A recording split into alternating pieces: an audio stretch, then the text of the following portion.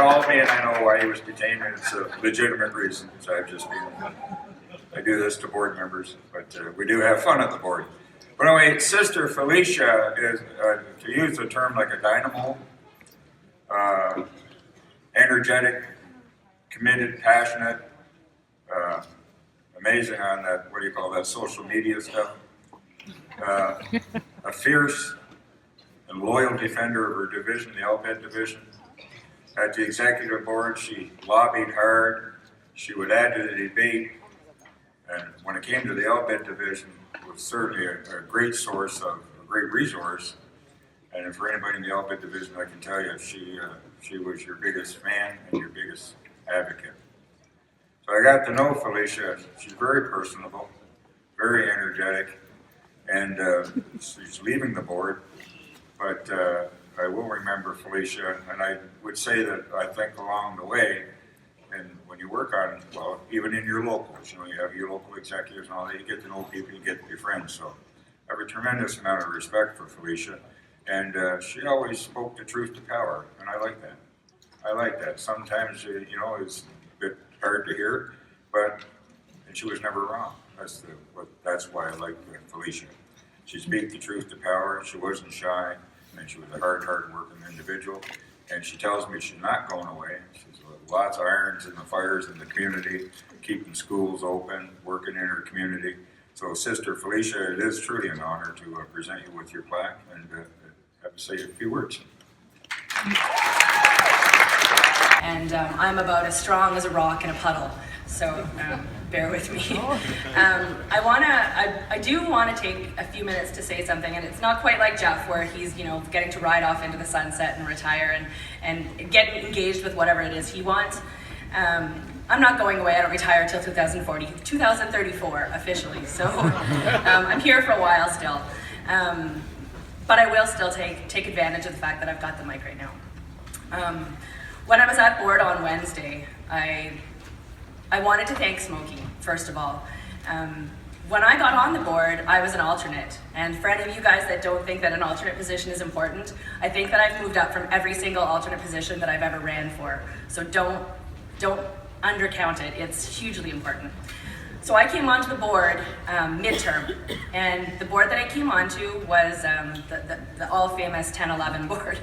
And on Wednesday, I thanked Smokey because the atmosphere that he's created in the last 6 years that I've been on the board is incredible.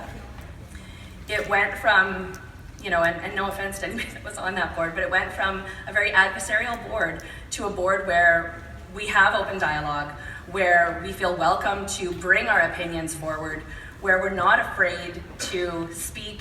And he gives us, for anybody that's not great with parliamentary procedure, he gives us that leeway to be able to say, okay, let's pause, let's actually talk. He'll explain things, and that's important for a new board member coming in.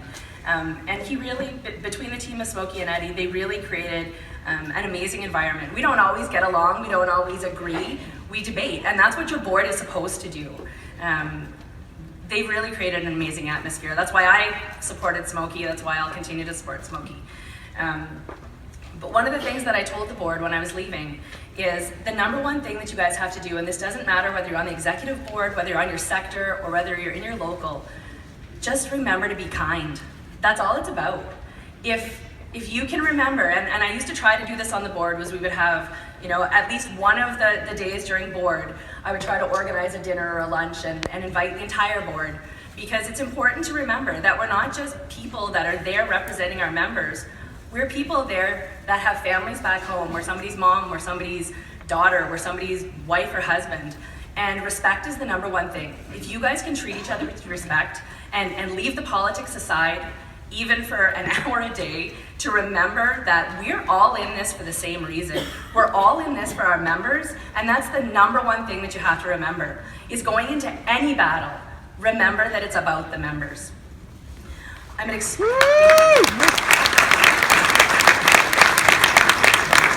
extremely proud LBED member. Was proud to be the first executive board member to be able to represent the liquor board on our division. And I'm really super excited and proud of Tracy Weishaft, who's going to be the next one. So kudos to Trace.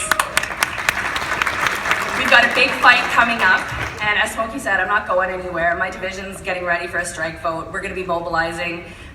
We were out at the rally yesterday. I want to thank you guys for the support that you gave us, and I know that you're going to continue to give this division.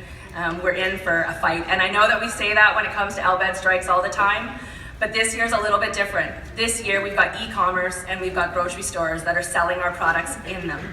And what does that mean to the government? I've already had this battle with my district manager. It means that they don't give a shit. They don't give a shit because customers are still going to be getting the product and they're still going to be getting the money. I can guarantee you they're already setting up distribution centers, and this is going to be the biggest battle. So we're going to need everyone's support at that. So let's get ready to fight.